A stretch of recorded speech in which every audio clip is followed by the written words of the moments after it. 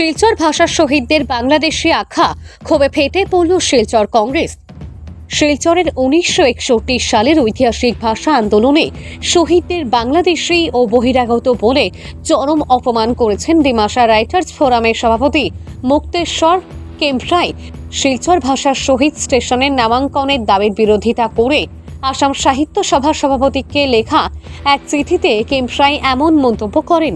এই ঘটনার পরে তীব্র ক্ষোভে ফেটে পড়েছে শিলচর জেলা কংগ্রেস।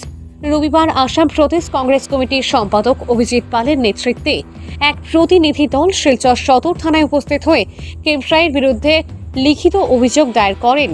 অভিজিৎ পাল সাংবাদিকদের জানান, মুক্তেশ্বর কেম্পরাইয়ের এই মন্তব্য বাঙালি সমাজের আত্মমর্যাদায় আঘাত করেছে। তিনি ডিমাসা ও বাঙালিদের মধ্যে বিভাজন সৃষ্টির চেষ্টা করছেন। দেশপুর থেকে একটি বিশেষ গোষ্ঠী এই বিভাজনে চক্রান্ত চালাচ্ছে। প্রতিনিধি দলে উপস্থিত ছিলেন সীমান্ত ভট্টাচার্য, সঞ্জীব রায়, সূর্যকান্ত সরকার, সজল বণিক, কুশল দত্ত, অর্কদীপ রায় চৌধুরী সহ আরও অনেকে। কংগ্রেস নেতৃত্বের দাবি, ভাষা শহীদদের নিয়ে এমন অপমানজনক মন্তব্যের বিরুদ্ধে আইনানুগ ব্যবস্থা নেওয়া হোক এবং রাজ্যের শান্তি ও সম্প্রীতি রক্ষায় সরকার যেন অবিলম্বে কঠোর পদক্ষেপ গ্রহণ করে।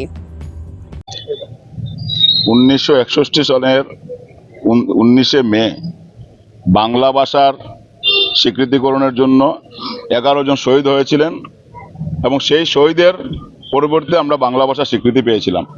বরাক উপত্যকার 46 লক্ষ বাঙালি মানুষ সে দাবি জানিয়ে আসছেন যে শহীদের প্রতি সম্মান জানিয়ে এবং প্রত্যেক ভাষা জাতি জনগোষ্ঠীর প্রতি সম্মান জানিয়ে শিলচর রেল স্টেশনের নাম ভাষা শহীদ স্টেশন করা হোক। অনেক দিন ধরে বারবার বিভিন্ন আন্দোলন এবং বিভিন্ন সংগঠন সেটা নিয়ে আন্দোলন করা হয়েছিল। সেই আন্দোলনের ফলস্বরূপ 2014 ইংরেজিতে তৎকালীন মনমোহন সিংয়ের সরকার এবং তৎকালীন রেলওয়ে মন্ত্রী ছিলেন মল্লিকার্জুন খার্গেজি 2014 ইংরেজিতে সেই কেন্দ্রীয় সরকার সেই ভাষা শহীদ স্টেশনের নামাঙ্করণের এনওসি দিয়েছিল। কিন্তু তারপর দেখা যায় আজকে বিজেপি সরকার ক্ষমতায় আসার পর থেকে আমরা আজকে 10 বছর ধরে দেখে আসছি সেই ভাষা শহীদ স্টেশন আজকের দিনেও যে বরাকের গণদাবি, সেই গণদাবি আজকের দিন পর্যন্ত সেটা হয়নি।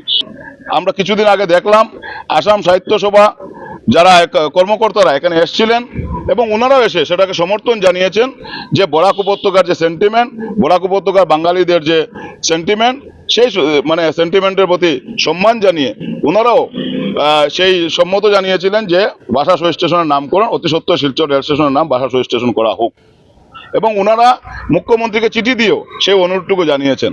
কিন্তু তারপর আমরা দেখলাম যে ডিমাসা রাইটার্স ফোরাম বলে একটা বুইফুর সংগঠন, যে সংগঠন নাকি ওই অসম সাহিত্য সভার সভাপতিকে একটা চিঠি দিয়ে ওনারা বলেছেন, খোলা ফেসবুকে একটা চিঠি দিয়েছেন এবং চিঠিতে ওনারা বলেছেন যে এই যে 11 জন শহীদ হয়েছিলেন সেই শহীদরা বাংলাদেশি ছিলেন, বহিরাগত ছিলেন এবং বাংলাদেশিরাই শিলচর রেল স্টেশনের নাম ভাষা শহীদ স্টেশন করার জন্য এতদিন ধরে আন্দোলন চালিয়েছে।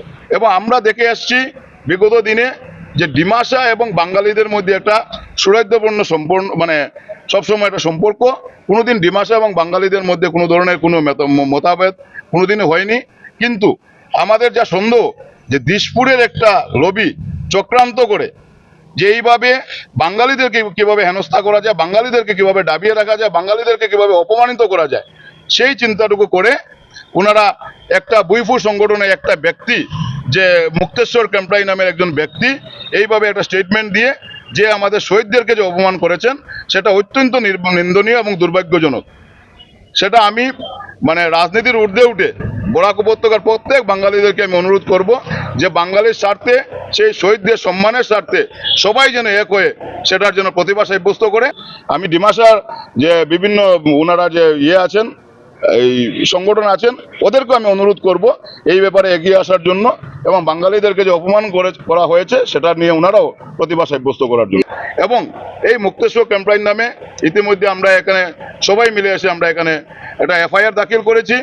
অতি সত্বর যেন মুক্তেশ্বর ক্যাম্পরাইকে যেন গ্রেপ্তার করা হয়। এইভাবে একটা জাতি জনগোষ্ঠীর উপর এইভাবে বিরূপ মন্তব্য কোনোদিন সভ্য সমাজে মেনে নেওয়া যায় না। অতি সত্বর যেন মুক্তেশ্বর ক্যাম্পরাইকে গ্রেপ্তার করে শাস্তিমূলক ব্যবস্থা নেওয়া হয়।